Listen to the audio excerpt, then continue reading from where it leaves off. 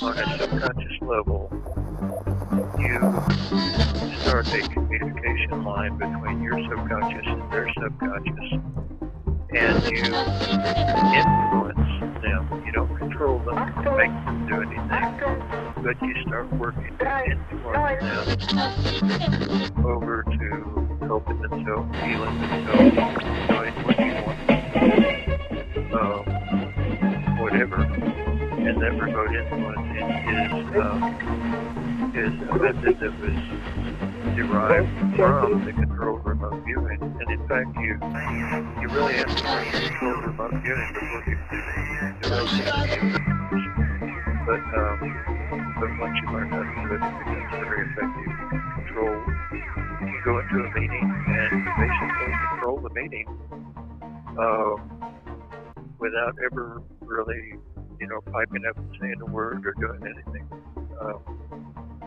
It's very effective. In the studio tonight is a remote viewer for the U.S. government's remote viewing unit. The unit used a science called controlled remote viewing. Lyn Buchanan is here, and we talk about his book and has some listeners' questions for Lyn. That and more coming right up on My Alien Life. My Alien Life is recorded live from atop the Northern Rocky Mountains and is available on Spotify, Stitcher, iTunes, and everywhere fine podcasts are found. My website is at www.myalienlifepodcast.com. There you will find my email address, all previously recorded shows, and more. I am Cameron Brower. This is My Alien Life, and the podcast starts right now. My Alien Life Podcast.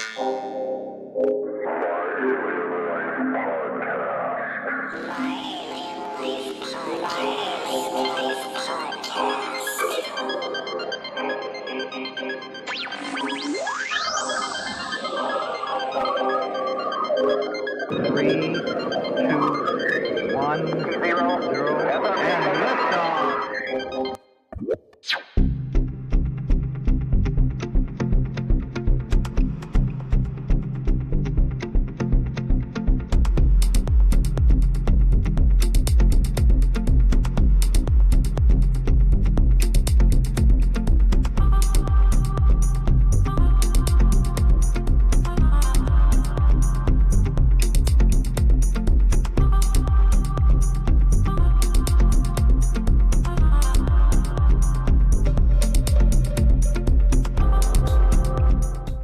My special guest tonight is a former trainer and remote viewer for the U.S. government's remote viewing unit. Lyn Buchanan is Executive Director of Problems, Solutions, Innovations. PSI trains people in the strict science of controlled remote viewing and has offered controlled remote viewing services to private citizens, companies, agencies, and other customers who need information which cannot be gained through any other means. Lyn Buchanan, thank you for joining me and welcome. Well, thank you for inviting me. Yeah, it's a great pleasure. I'm always looking for new guests, and you were highly suggested by a couple of my guests, and they even threw some questions at me for you tonight, so we'll get to that a little later. But I want to know, for my listeners and for me as well, there's some of us out there who don't know a lot about remote viewing, and there's some of us out there who don't know anything about remote viewing. Can you give us kind of a remote viewing 101 here and take as much time as you need? Sure. If you get on the internet and look up remote viewing, you'll find all kinds of definitions of it. It's psychic, it's spirit guides, it's out-of-body experience and all that. None of that is true about the military controlled remote viewing, which was the start of this whole thing. The Russians were getting our secrets back in the 60s and just gleaning our secrets like crazy. The intelligence agencies couldn't find out how, and finally a Russian defected and brought the documentation, and it said that the Russians were using psychic spies. Well, everybody had a laugh about that one, But the intelligence community doesn't laugh at things. No. They take everything seriously. And so they investigated, and they found out that this did seem to be the way the Russians were getting their secrets. And the mentality of the intelligence community is, hey, if it works, we want in on it. and so they went out to California and found two laser physicists who were just absolute squeaky clean researchers, and asked them to look into what happens inside a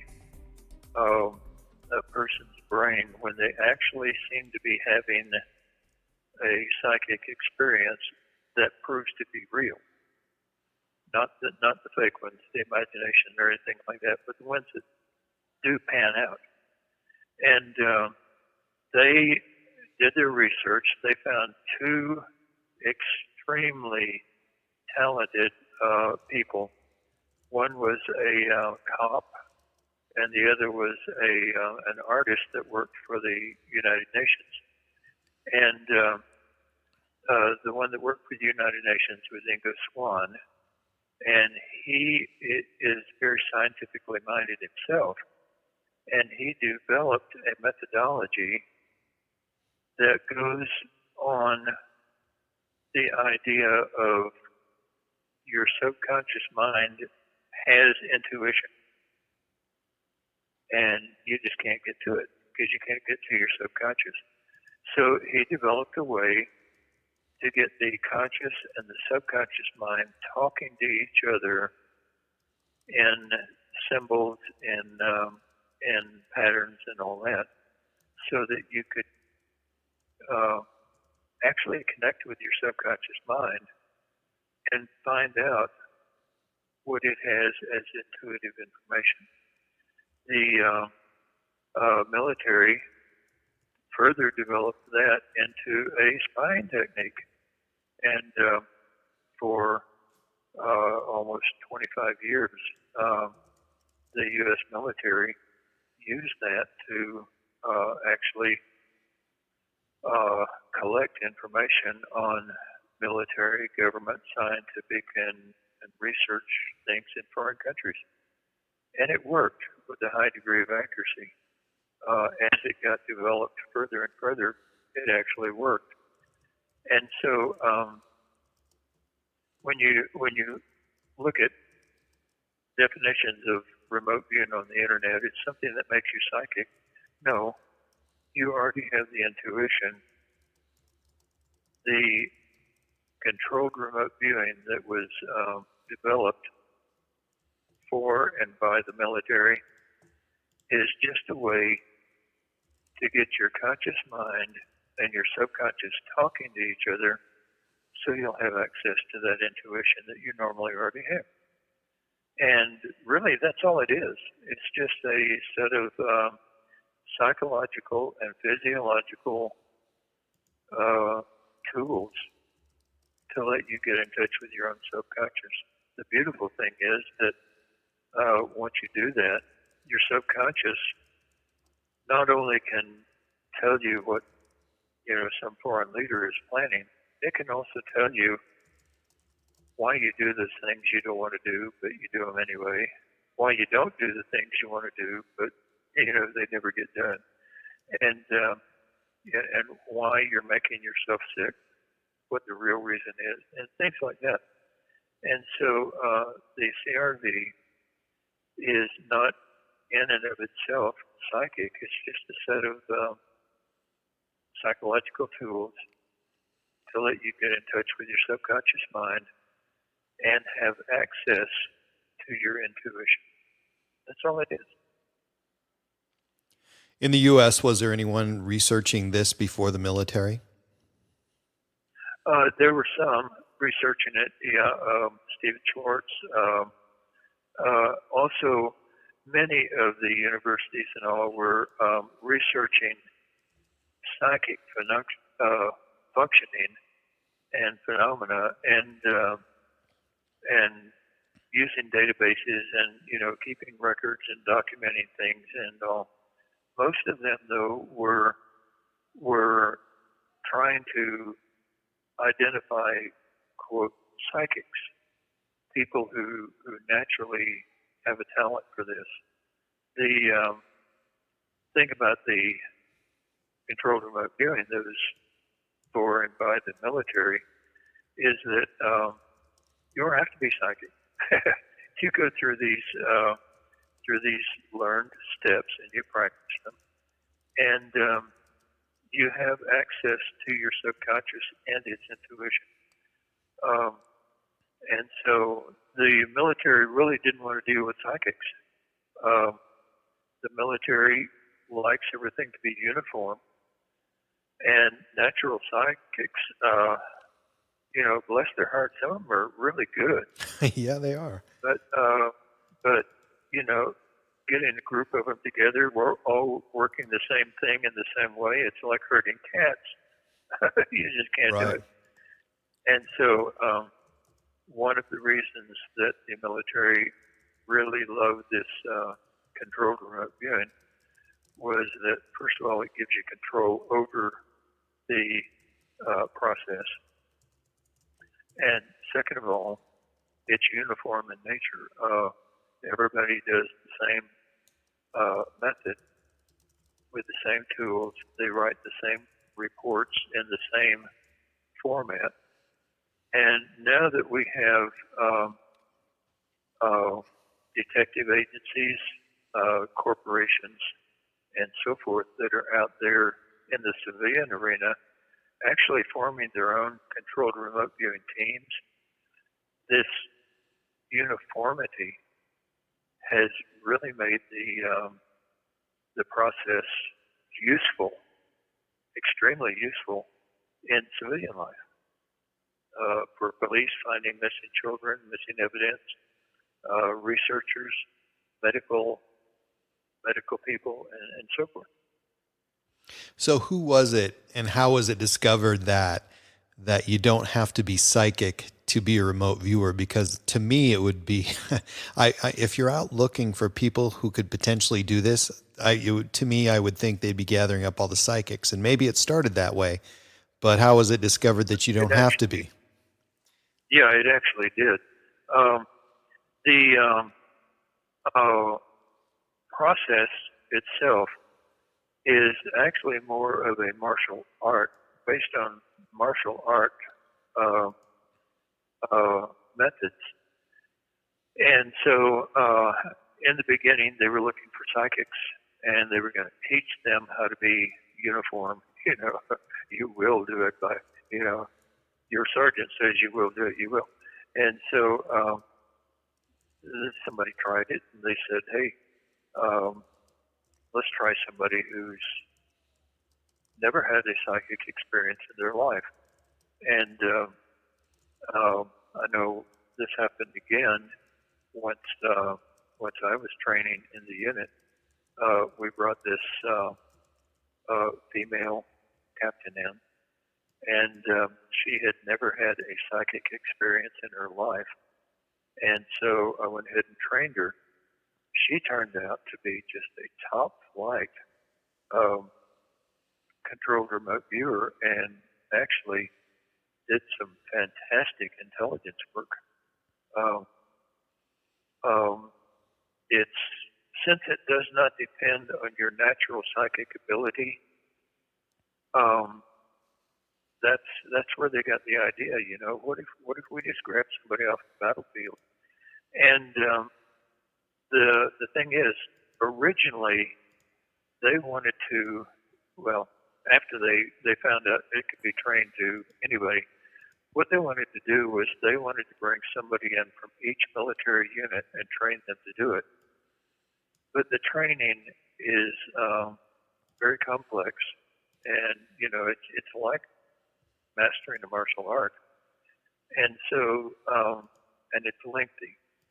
And so what they finally settled on doing was having a controlled remote viewing unit at Fort Meade, Maryland. And we would get tasks in from all the different government agencies, the military units, and all that, requests for information. We would do our remote viewing sessions and send them back and send the information back.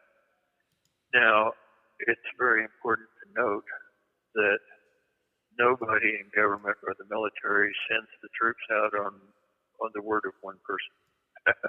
Okay?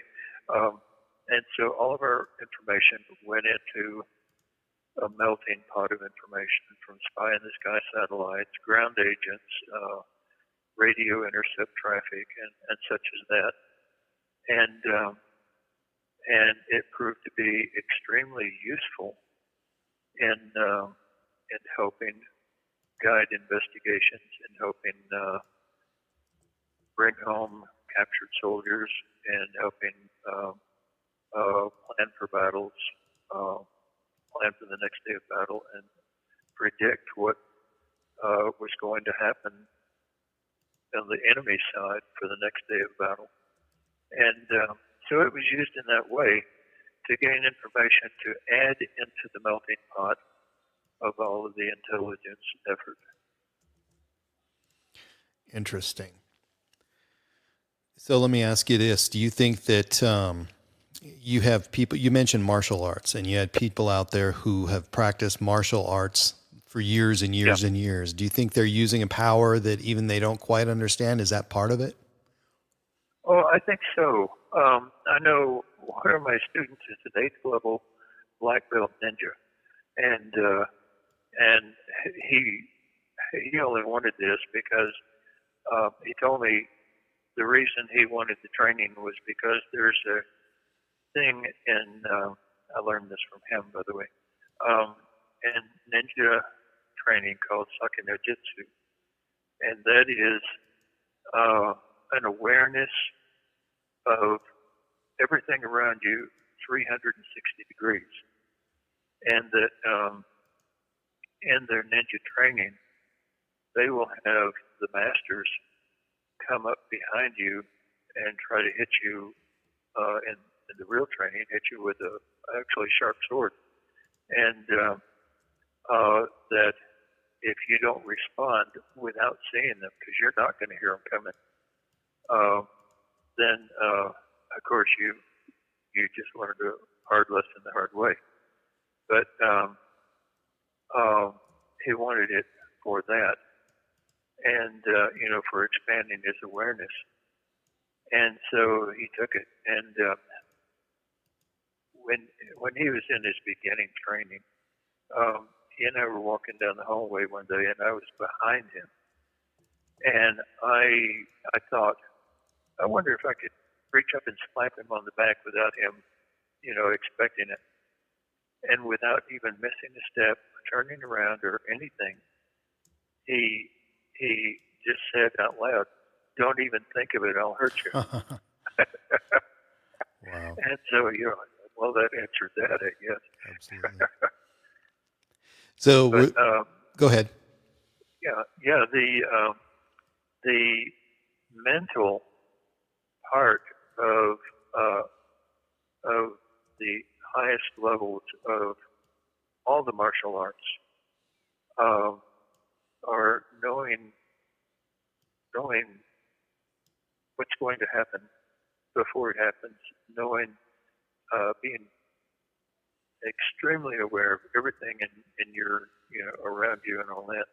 And yeah, it's basically the same. It's the trained use of your subconscious mind's ability to know things. That's what it is.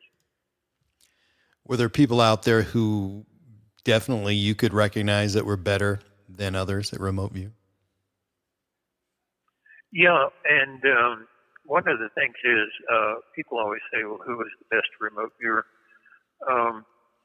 We give Joe McMonagle the reputation of being the best remote viewer because he's, so fantastically accurate. But the fact is, we learned very quickly to respond with good at what. Some people are extremely accurate in always getting the color of something right. But when it comes to a relationship or, of something at the site with something else, or the shape of something, or the size of something, they're maybe not so good. Whereas another viewer may always get the size right and just mess up the color all the time. And so we found that each controlled remote viewer has their own strengths and weaknesses. And once we documented that and databased it, then it allowed us to take 5 remote viewers who have an accuracy rating up in the high 70%,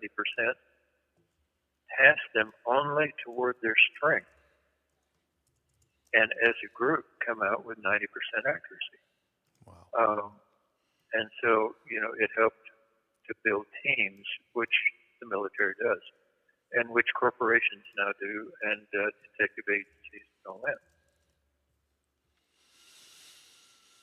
What is intuition from a remote viewer's definition? Because with me, I think everybody has a notion of what that really means, but to me it sounds different when you're remote viewing. What's intuition? Oh yeah, I think everybody has their own sort of feeling about what it is, and what I have found is that when people say, "Where does the information come from?" a lot of people will logically devise an answer. Oh, it comes from my spirit guides. It comes from the hologram of the universe. It comes from quantum entanglement or something like that. They get that definition. It makes sense to them. And man, they hang on to that like they're lost at sea, and it's the only thing that floats, and they will not let go of it, you know. But nobody's ever proven anything. And so, personally, my attitude, and I think you'll find the attitude of all of the remote viewers who are in the military unit, we don't care. We don't care where it comes from. We know how to get it. And, if somebody tells me it comes from their spirit guides and they can help me provide the information that brings a missing kid home, then I'm very happy to say, yeah, that must be it. But nobody's ever proven their theory. Nobody knows where it comes from. It's just a human ability that we seem to have.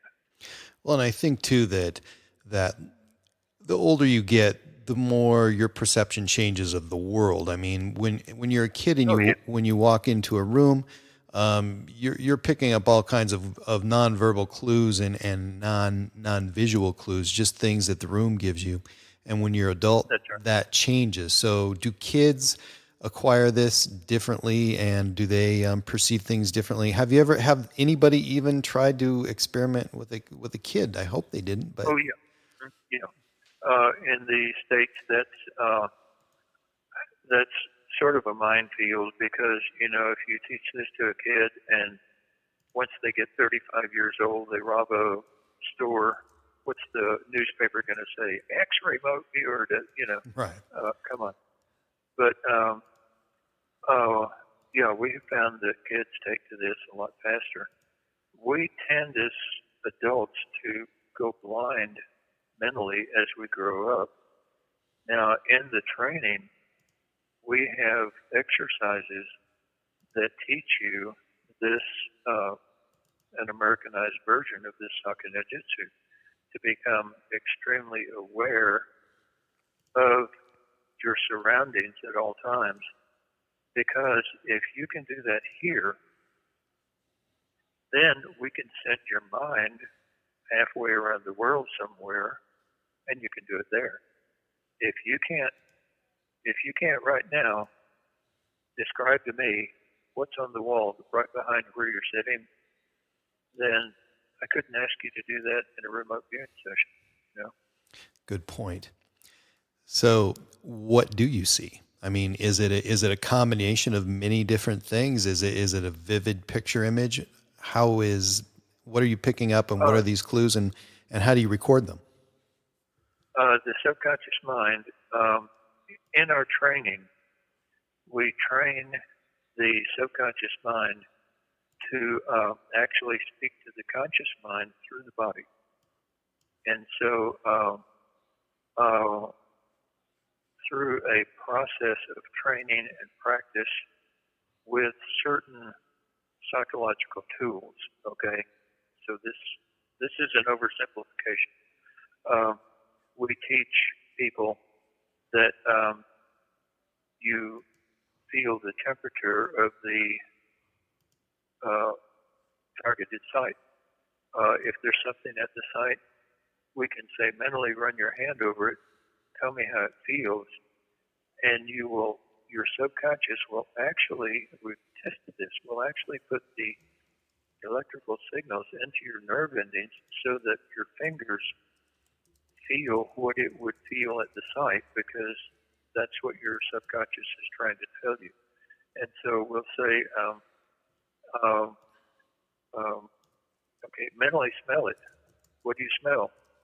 And the viewer will go, oh, I smell roses, and there's something, and they'll tell you the smells, or I smell something burning or something like that. And they, with the proper training, it's not imaginary. They actually smell it because their subconscious mind has learned how to actually put that sensation into their conscious awareness. So that's why this is complex training. It takes a long time. This is not,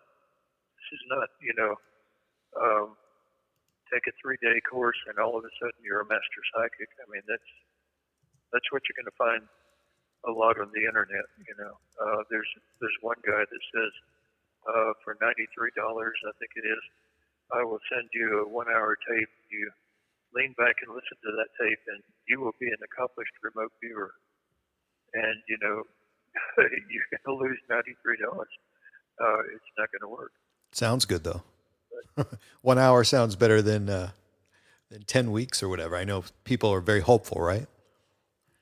Oh yeah, they want to help as long as you provide them their money. But no, now I have a course that lasts for 7 weeks for the basic level of remote viewing, and because I give a lifetime, my lifetime, as long as I'm alive, you have the free consultation, answering questions, free help, going over your sessions, pointing out, and free training from their own.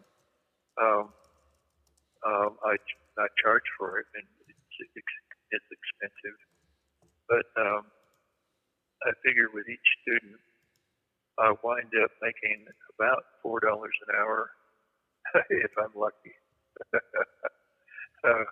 Because with many students, I've spent, after the course, over 300 hours on phone, internet, Skype, email, and all that, answering questions, guiding them through and all that. And personally, I don't think that I could teach somebody the control remote viewing if I didn't give that continued service, because the real thing, you're not going to learn it in a 3-day class or a 5-day class or whatever. And like I say, the 7-week class is for the basics, just building your firm foundation. After that, there's intermediate, advanced, post-advanced, specialized, professional, and it just keeps going up and up and up. With more and more training as you build your skills. And so, this isn't for the average person. This isn't for, just dabbling in or just trying to feel psychic or something. Now, at the same time that they were developing the controlled remote viewing, they were also developing other forms of remote viewing. One of them is called associative remote viewing. That's the one everybody in the civilian world is hot trot for because it allows you to predict the outcome of an event that has multiple possible outcomes. For example, you have a football game. There are two possible outcomes. Team A wins or Team B wins. And if you can predict that ahead of time, you can make a bet. Also, the roulette wheel, games of chance. You go to the casino and you come back with more money than you went. Things like that. And the ARV is quick to learn, takes tons of practice, but that's the one that everybody likes because they want to win the lottery or something like that, you know. As far as I'm concerned, winning the lottery is not even reward enough to hold a candle to saving a kid. For me, you save that first kid, you help bring that first kid home alive. The lottery fails in comparison. It really does. So is it just remote viewing, or can you manipulate or interact with objects or even people? There is a thing called remote influencing. Most people, especially if you look for definitions on the internet, think that remote influencing is mind over matter and moving objects and things like that. There is a form of that was developed. It's very micro in its effect. But the remote influencing is where you, on a subconscious level, you start a communication line between your subconscious and their subconscious, and you influence them. You don't control them or make them do anything, but you start working to influence them over to helping themselves, healing themselves, doing what you want them to do,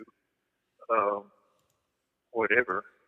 And that remote influencing is a method that was derived from the controlled remote viewing. And in fact, you really have to learn the controlled remote viewing before you can even do it with any effectiveness.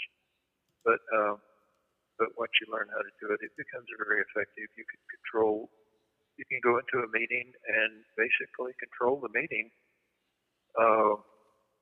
without ever really, piping up and saying a word or doing anything. It's very effective. But I mean, you're talking 5 to 8 years down the line of training and practice. So people that are wanting to learn this now, are they looking for personal gain monetarily, or what are some of the other reasons that they look? Yeah, a lot of them are. A lot of them have discovered that they have this intuitive ability. They don't know how to control it. They don't know what to do with it, and they just want to understand what's going on within them. And as these people learn to control it and to actually use it in everyday life, that's when they develop the reasons why they want to use it. The applications they want to use it for, medical applications, police applications, business applications, research and development, things like that.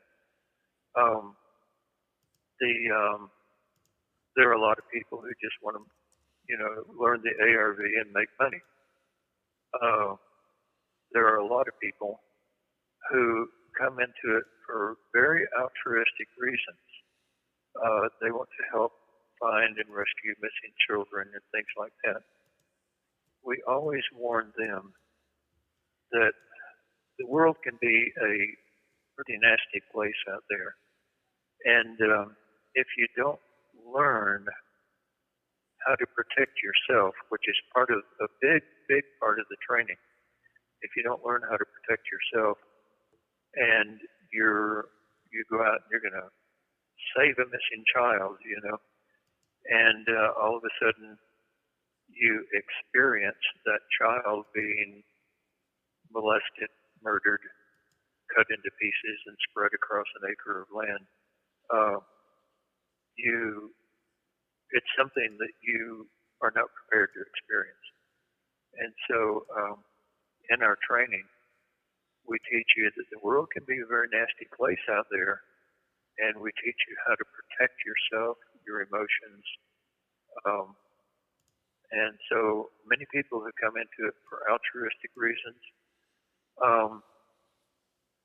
wind up learning more, paying more attention to the self-protection than they ever thought they would need to. And it's a wise idea.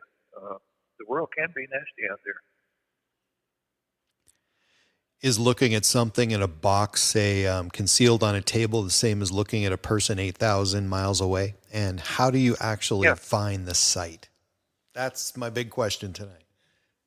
Yeah, okay. How do you find the site? This is something else that everybody decides they're going to develop a logical reason for, but we don't know. In the beginning, it's a quick answer, Lyn. In the beginning, Ingo Swann would give you geographic coordinates, and Ingo Swann proved that you can give him any geographic coordinate on the world down to 10 feet, and he can tell you exactly what's there. He's phenomenal. But after you've done a bunch of those, you learn where the oceans are. You learn that if it's negative degrees, then it's going to be in Europe or Asia. If it's positive degrees, it's going to be, the other direction in the Americas. And north and south, further north it is, the colder it's going to be, and things like that. And so those pollute your session. And so at one point they said, well, let's encrypt the coordinates. And they devised this really fancy way of encrypting numbers and all this. And they gave the numbers to the viewer, and the viewer got the target. And they said, okay, well, one day they didn't encrypt the numbers, and they were supposed to. And so the monitor just gave the viewer some random numbers, and he got the target. And so they started trying, and they used letters and numbers, and they got the target. And so it winds up that when you give a viewer what's called the coordinates for the target, where they're supposed to go, to send their mind to get the answers, you can pretty well just say anything and they'll go there. And so what we do now is we will say, this is project 370404, question 3. What's the answer? And the viewer writes down 370404-3 and goes to the target and gets the answer. And that way we use it for record keeping, because it really doesn't matter. Wow. I was listening to you a couple months ago, and one of the things that hit me that I never thought about before was time travel. Can you explain that? Yeah. Or talk about it. I know you might not be able to explain it, but yeah. Well, yeah, I can't explain it. I can sort of semi-explain it by by modern science terms. If you have, if you believe in the principle of space-time, that time and space are integrally tied together, then if space is three-dimensional, time has to be three-dimensional too. And so going forward and backward in space is one thing, going sideways in space or off at some angle or whatever. And there are ways to graphically show this along with, the same patterns as Einstein's theory of the train, going past the train station and all. And it makes sense and it works in practice. The thing is, well, let me give you an example. In associative remote viewing, ARV, what you do is, let's say that I have 10 cards, and each one of them has a number on it, and the numbers, well, the first lottery ball, okay? First lottery ball of the pick three is going to have a number on it, and the possible choices are 0 to 9. Now, getting numbers for psychics, remote viewers, and all that is extremely difficult because numbers aren't really real things. They're just concepts. And so what you do is you say, okay, after the lottery is drawn tonight, if the first number on the first ball is a 0, I'm going to give you some chocolate icing. If the number is a 1, I'm going to give you some salt. If the number is 2, I'm going to give you a drink of Coke. If the number is a 3, and you go on all the way up through 9. Now, that's for the victory lottery this evening. Okay, this morning, what I do is I say, mentally move to the time when I give you something to taste tonight and tell me what you taste. I say, I taste salt. Oh, guess what? The only way I'm going to give you some salt is if there was, what did I say, a 2 on the ball? Mm-hmm. And so if you taste salt, then I know what the number of the ball is going to be. And, taste, if the viewer is good at tastes, yeah, tell him, okay, after the thing. Now, let's say that, and here's time, okay? Let's say that this evening, I let you taste the salt, and we won the lottery and all that. And you say, oh, this salty taste is in my mouth. So I say, here, drink some Coke. The minute you drink that Coke, it will actually influence the session you've already done this morning, and you will also get a taste of Coke. Coca-Cola. Right. And we have found that by messing up your feedback, we can mess up your session. A session, even though it's already done. And time is linear, but what most people don't realize is that it goes both ways. You can go back in time.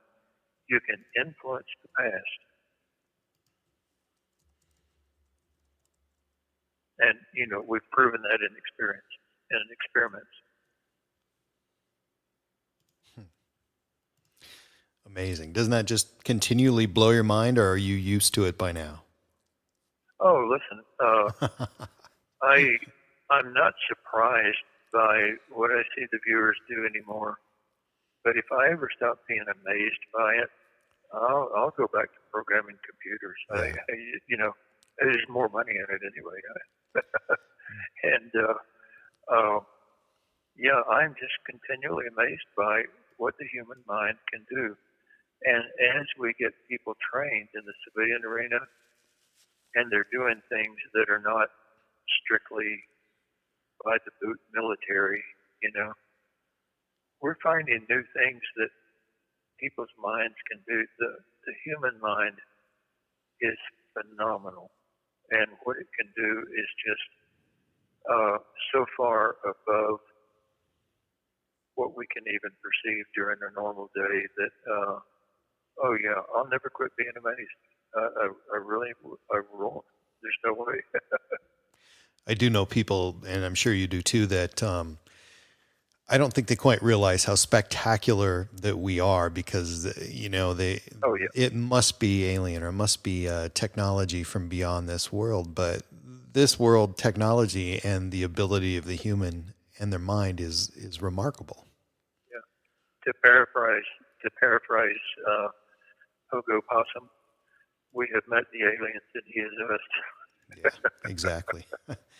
So do you think that the government is still employing remote viewers, maybe in a top secret program? I have two answers for that. One, I'm not a spokesman for the military. In order to find that out, you would have to, go to civilian affairs and ask them. And of course, they won't tell you. The other answer I have is that I sincerely hope so. We did fantastically wonderful things for the military and for the government and for the intelligence effort. In my mind, they would be stupid to not have it anymore. But then that changes the question as to whether our government ever does anything stupid or not. Good point. There's 3 points there, Lyn. I know. So reality proves that this is an invaluable tool. And while, in a remote capacity, you can do things like time travel, you can manipulate objects. I mean, it seems to me that would be the perfect weapon. It would be the perfect tool for positive things on the planet. So why are we so imperfect when we have this perfect tool at our disposal? Oh, well, one, we allow ourselves to be, and two, we're trained to be. We have this ability. We've always had it all along, but it's just trained out of us. We're trained to fear it. It's of the devil, and things like that. And you're going to hell. And yeah, it's trained out of us. And all of us. I don't think I've ever met a person who, once you get them off to the side, they'll say, something happened to me one time. And they'll start telling you about an experience they had that was not normal, not a normal everyday thing.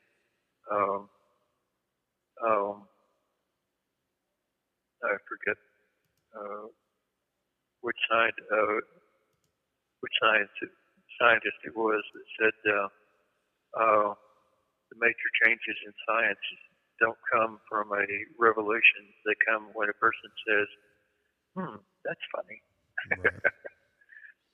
Have you always been a remote viewer by definition, or what? No, I learned it in the military. You did? Now, I've had what's called PK ability since I was about 12 years old. Psychokinesis? Psychokinetic? Yeah, psychokinetic.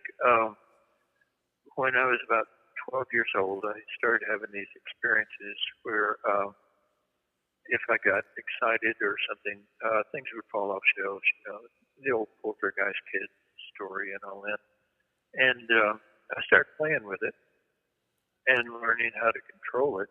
And one day at school, I was trying to impress the cute little red-headed girl, and I showed her a trick that I had learned. And she went home and told her father about it, the Pentecostal minister. And the next day, I was going home from school, and he and 3 of his deacons met me on the sidewalk and said, "Hey, I'm so-and-so's father. Can you show me that trick?" And I did. And they immediately had me down on the sidewalk, pushing my head into the sidewalk, screaming for Satan to come out of me and for, trying to depossess me and all that. And I was born and raised in Beebe, Texas. If the preacher said it, then God said it. And so I had never realized that I was possessed by the devil and doing evil things and all that. I just thought it was neat. And so I fought it from then on. But if I ever get flaming angry, which I try to never do, things start falling and breaking, and computers and printers especially. Printers printer has about a 3-second lifespan after that. But over in Augsburg, Germany, in 1982, I think it was 82 or 83, I had written a computer program that would tie the computers of 12 different countries together and let them talk to each other, and for their intelligence efforts to share information. And this other sergeant had wanted that job, and so when I got to where I was going to demonstrate it, I had all these generals from these 12 different countries sitting in this room waiting for me. And I gave my little song and dance and hit the enter key. And when I did, the computer just frizzled out. And they were all laughing at me. And I turned around, and this other sergeant was at the back door of the room, pointed at me and mouthed, "Gotcha," grinned, and turned around and walked off. I got flaming angry, and when I did, the entire fuel station went down, and was down for a amount of time that is still classified. Wow. General Stubblebine, the head of the Intelligence and Security Command, got wind of it, and he came and he wanted to put me into start a unit that would teach people how to do this and start teaching them how to destroy enemy computers with the end goal of learning how to control the computer so that if they fired a missile at us, we could make it turn around and go back or drop into the ocean or whatever. And Congress said, that's mites of mind control. We're not going to do that. And so they wouldn't fund it. And there I was in Washington, D.C. General Stubblebine had already brought me into D.C. And so he didn't know what to do with me, so he took me out to Fort Meade and said, this is a remote viewing unit, and they read me on to what they do. Reading on is where they tell you what they actually do instead of what they tell the public they do. And you have to sign this waiver that if you tell any of these secrets, you're going to jail for 10 years and $10,000 fine and all that. And so anyway, they told me what they actually did, this remote viewing.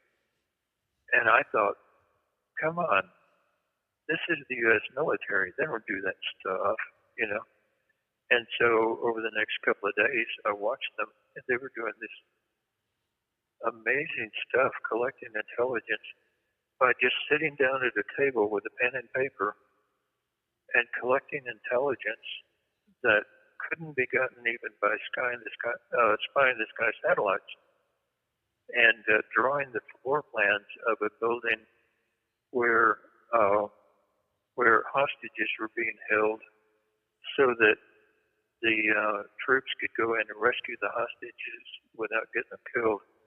And these things proved to be accurate. And once I saw that they were doing it and what they were doing, oh, listen, I was sold. I was, oh, yeah, this is where I've got to be. Yeah. So during a military operation, obviously you have to be quick, you have to be precise, and Yeah. you have to be, I mean, physically, you have to be in the position to begin your work at a moment's notice. So how does that kind of pressure play into your accuracy and your ultimate goal? Actually, for me and for most of the military ones, if you do practice sessions, your, your list, it sort of feels like it's not quite as important, and you don't try as hard. But listen, if soldiers' lives are at stake, oh yeah, you're going to have a good session. When it becomes a real situation and people are getting shot at, oh yeah, you're going to sit down, you're going to do your job, and it's going to be a good result. So you feel that that also gives you ability to concentrate and to focus when you have something that's serious to deal Yeah, with. yeah, absolutely. Were the remote viewers in the program segregated, and did they live a military existence, or were they civilians and living civilian lives? We were all plainclothes. We were a Black Ops unit, and we were all plainclothes. We didn't wear uniforms. We were all friends and all, but we were never allowed to talk shop or to talk business with each other, whether it was at work or out of work, because we knew that if I found something out about a target and I told it to you, it would pollute your session, it would pollute your viewing. And so what you'll find these days actually is that you talk to the different remote viewers from the unit, and each sort of lived their own life when it came to the unit. Now, as a group, we all knew each other. We were good friends and everything else. But you ask them what went on in the unit, they will tell you they're part of it. And so if you really want to know what went on in the unit, you have to talk to all of them and then put the pieces together and make a picture. Even if you talk to me, I can only tell you what I did in the unit, the targets that I did, and so on. Now, I was also the database manager because I was a computer geek, and so I saw the results of the other viewers after the projects were over, and pollution didn't matter, and I would database it on all that. But other than that, in the unit, we had our desk, we had our partitions, and we sat there 8 hours a day and did our work, not sharing anything.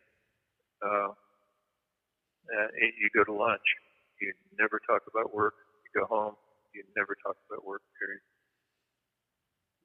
I know you were the keeper of the data, and you did have a real keen interest from a statistical point of view as well. And I heard that earlier, but how is remote viewing accurately statistically measured, and is it important? There are different ways.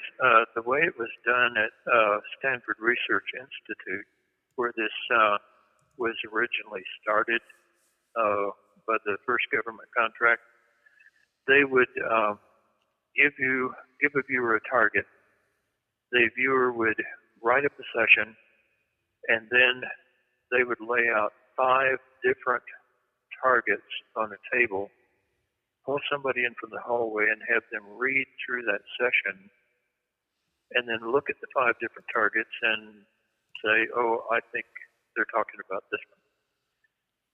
In a remote viewing session, no matter how good you are, you get a lot of garbage, you get a lot of symbolism and all that. And so it really takes a trained analyst to accurately read with a high degree of accuracy a remote viewer's results. It also takes a remote viewer going through their session afterwards and writing a summary and that wasn't done at Stanford. Now in the unit, we would, if we had time, we would write the summary, and the analyst would go through and pick out the information as it, as it answered the questions that were sent to us. But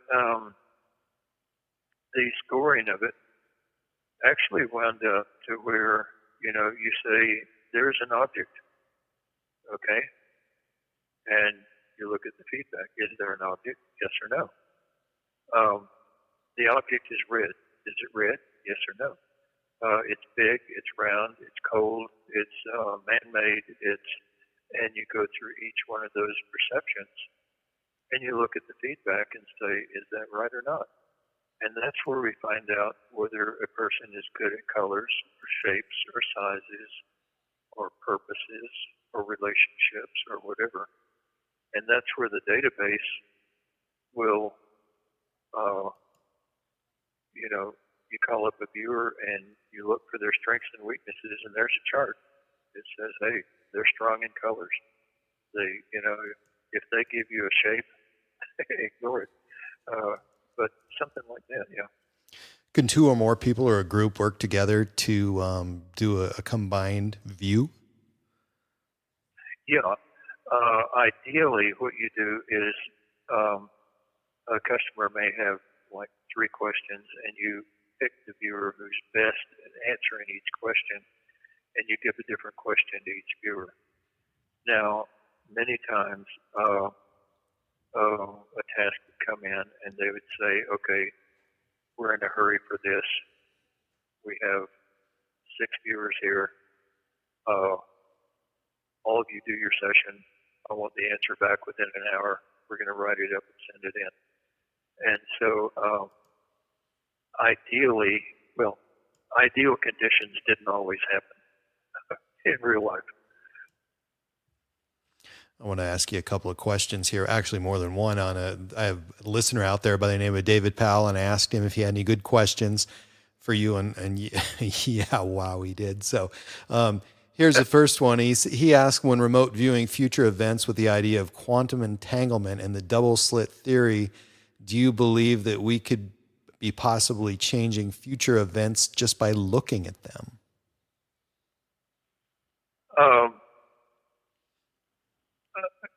Aside from the double slit thing, which really has no application in this case at all, the answer is yes.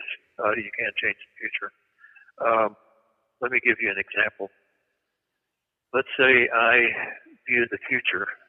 I view myself tomorrow afternoon, and I find that I'm lying dead on the slab in the morgue because I was in a car wreck. I'm staying home tomorrow. Right. I'm going to change that future. And we have found that, yes, you can change the future. On my website, we have analogies. And one of them is, if you go to my website, crviewer.com, crviewer.com, and you look under free resources, one of them says analogies. One of the analogies is called a bug on the pond of time.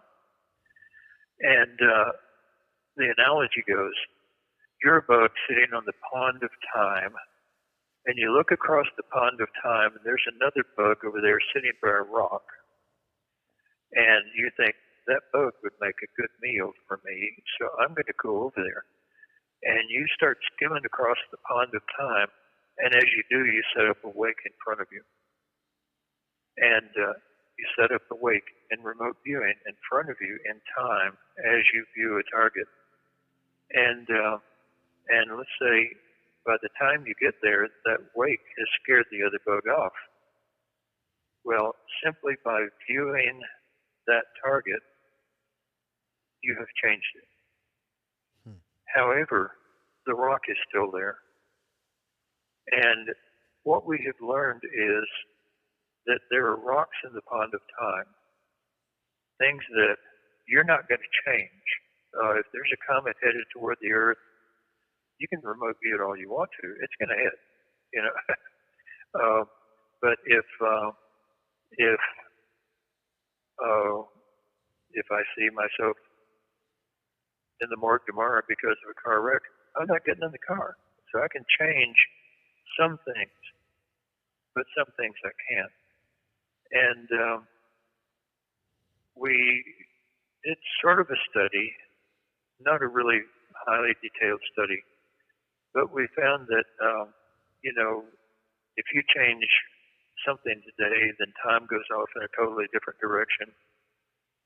What we seem to have found is that it may go off in a direction for a while, but then it goes back to that next rock in the pond of time.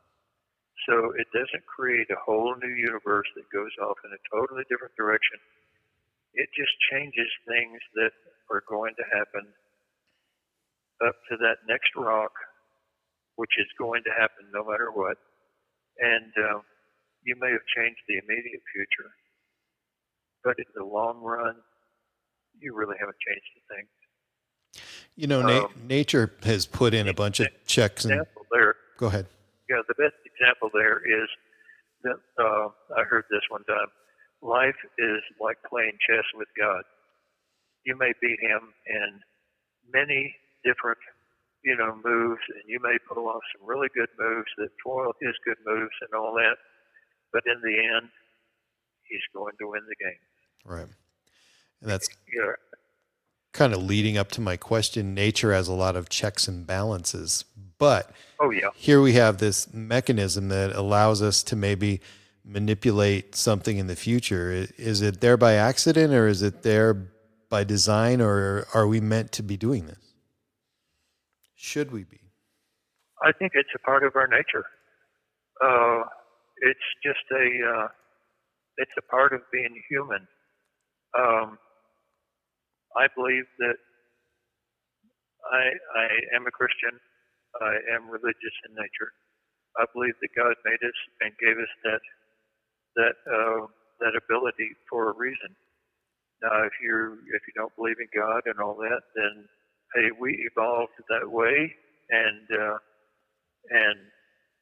whether you like it or not, that's how we are. So I think the final answer is that we don't know whether it was designed, where we were designed that way, or whether we evolved that way, or what. But like it or not, I mean, it's there. Use it or don't use it. David also asked, do you believe when we are remote viewing, we're connecting to a signal from some kind of network or quantum network, or does our subconscious mind already have that data and we're accessing it from, we're accessing that data? That's another one where everybody has theories and nobody can prove any of them. Nobody can prove a thing. Ingo, when he started this, people were coming up to him saying, well, where does the information come from? And he said, oh, it comes from the signal line, or it comes from the matrix. And, they were paying him big government money to do all of this, develop this.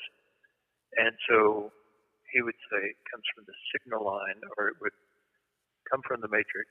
And they would say, oh, okay, he knows what he's doing. Let's pay him again,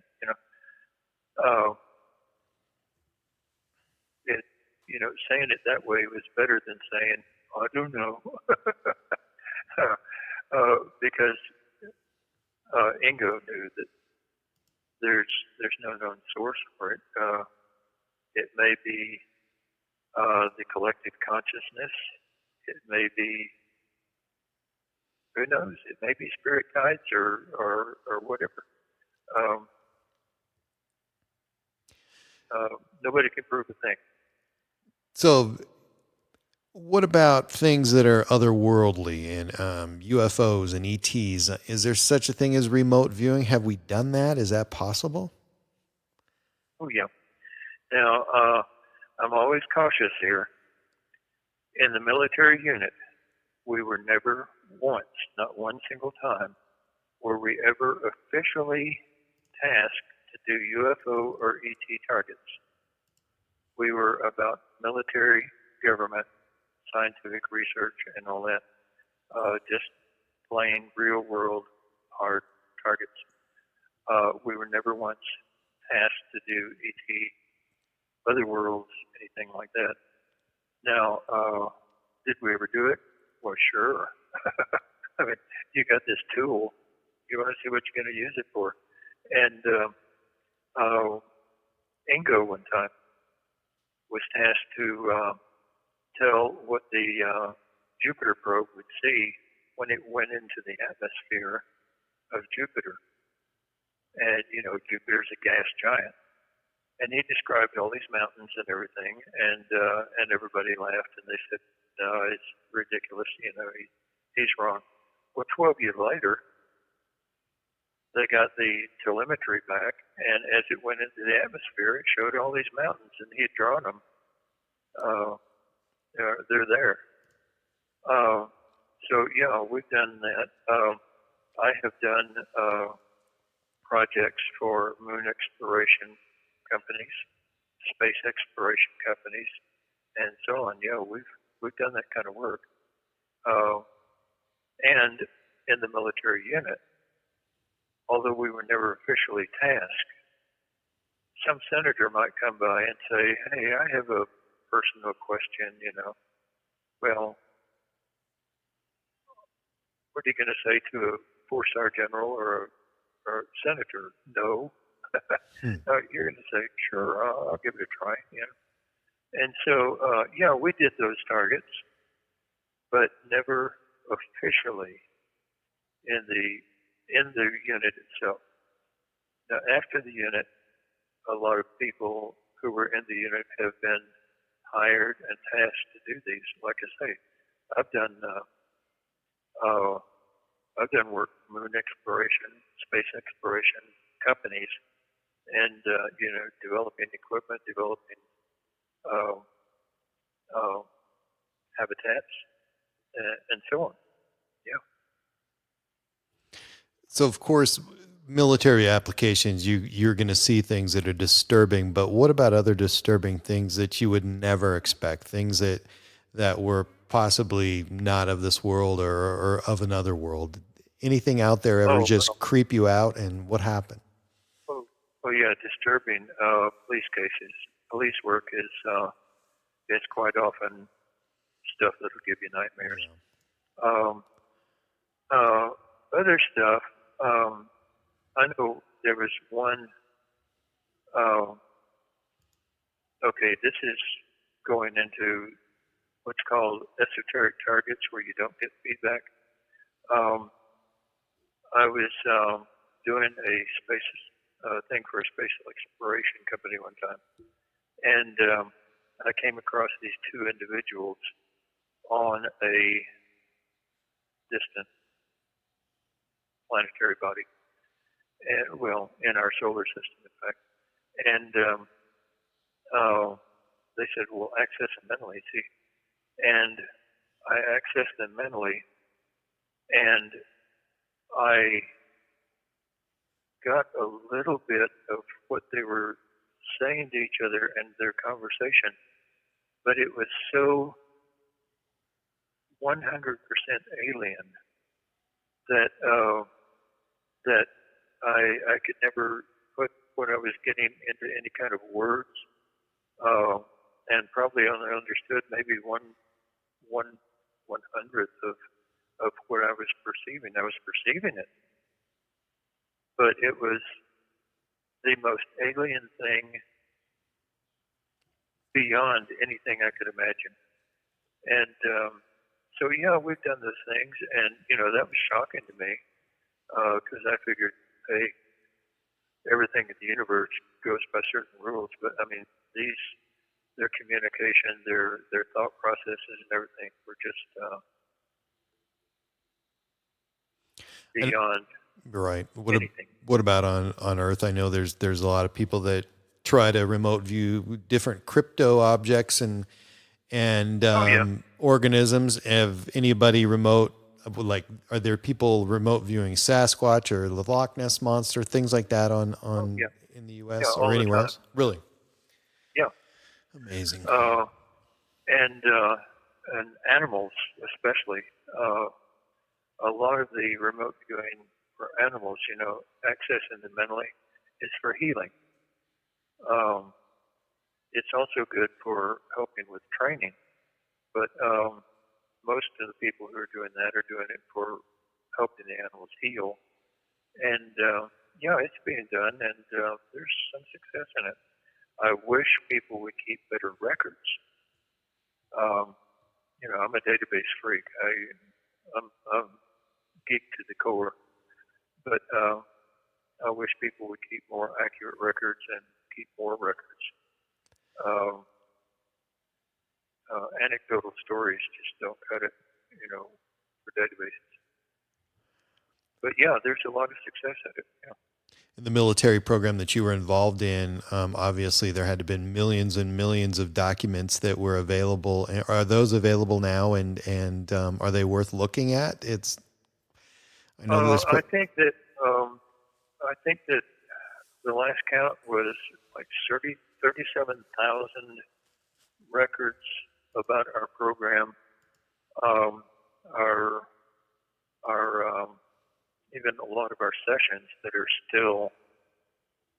not still classified are available through Freedom of Information Act, and something like, I think, 37,000 documents. So you can get our history, you can get the names of people, you can get a lot of the work that we did.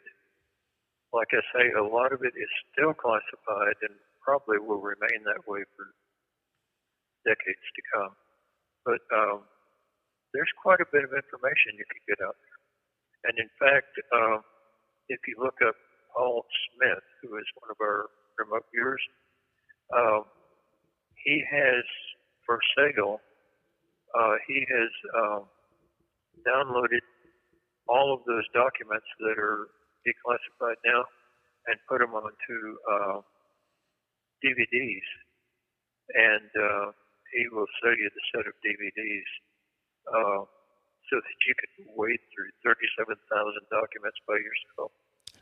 Does he highlight the good ones? That's a lot of no, that's a lot of paperwork. Yeah, I think somebody did a thing where you can do a search, like you can search for. Okay, I'll give you this one. 018. I'm agent 18. Okay. I'm agent 018, and you can type in 018, and it'll bring up sessions that I've done and projects that I've worked on. And if you know the other viewer numbers, you can do that for them too. But you can also bring up, you can type in, I think, Saddam Hussein, and it'll bring up the now declassified stuff that we did, collecting intelligence against Saddam Hussein. So I'm pretty sure that now he has a search engine attached to those documents. Some of you were exceptional viewers, I'm sure, but then some of you were exceptional artists. How did that play? Your ability to be able to depict what you saw on a piece of paper or elsewhere? It seems to help.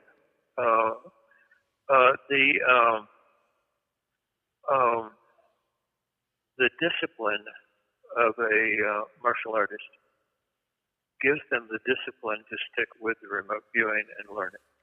The artist skills allow you to more depict what it is you're getting from your subconscious more accurately. Now, one of the things we found also was that your ability to speak good English allows you to report more accurately what you were getting. And so,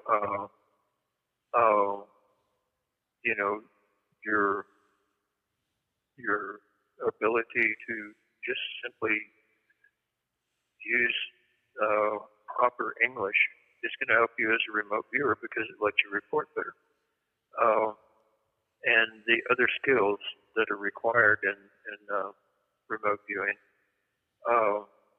have their everyday counterparts in regular life. Yeah.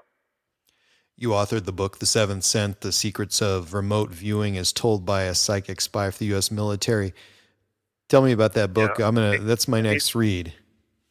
Okay. I hated the fact that they put, when Simon and Schuster did the book, they put the word psychic spy on there, because I have always, when this came out to the public, the Washington Post printed this big, huge banner on the front page: military uses psychic spies. We have never lived that down.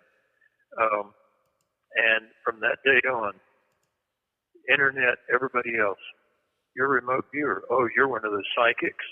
No. Oh, no, we're not. Yeah. Yeah, the book details a lot of the work we did.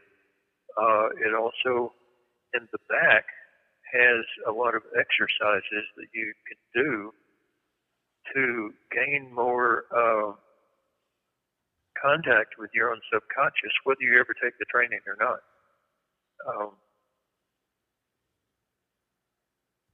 So I think it's a book that I don't have to be ashamed of at all. No, I know David out there. He loved the book and loves researching you. Tell everybody where they can find you online, your website, and what you have out there. Okay. The website is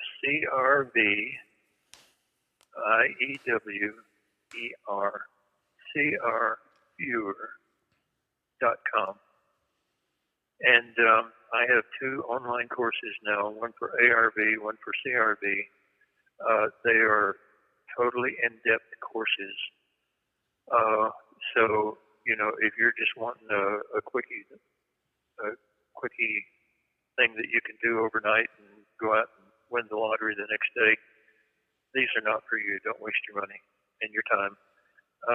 But if you are really dedicated and want to get into this, then these are the courses for you. But on the website, I also have over 450 practice targets that you can try your hand at on. We don't track you. We don't track anybody for any reason at all. And so you can bring up the page that has buttons for all the targets. And you just pick one of those buttons and you click it, and it will come up and say, your target is target number so-and-so, and it'll give you a number. And then you do the session. You try to predict what you're going to see when you bring up the feedback. And after your session, you come back to that button, go back to that page, and down at the bottom it says, see your feedback. You press that button, it gives you your feedback, and you can look to see how well you did. Interesting. And even if you don't get training, practice will get you started on accuracy. There's a lot of failure at the beginning, but if you learn from your failure, learn from your mistakes, and look and you say, here's where I messed up. Oh, I'm not going to do that again. If you do that, you'll get actually pretty familiarized with remote viewing. So please go to Lyn's website and check out the book, and check out the course. Invaluable. And again, my guest tonight is the author of the book, The Seventh Sense, The Secrets of Remote Viewing as Told, by a Psychic Spy for the U.S. Military. Lyn Buchanan, thank you so much, and good luck to you, sir. Thank you. Yeah. We hope to talk to you very soon. Sure. I know you have 20 more shows in you, and I watch you all the time, and it's amazing every time. Thank you very much. All right. Thank you. My Alien Life Podcast.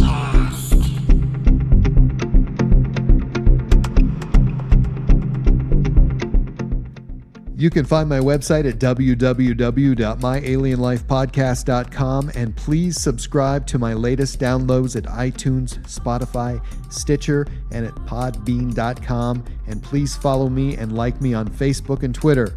My Alien Life is written and produced for broadcast at Studio 254 in the Northern Rocky Mountains. The music you are hearing is produced and created by Elion.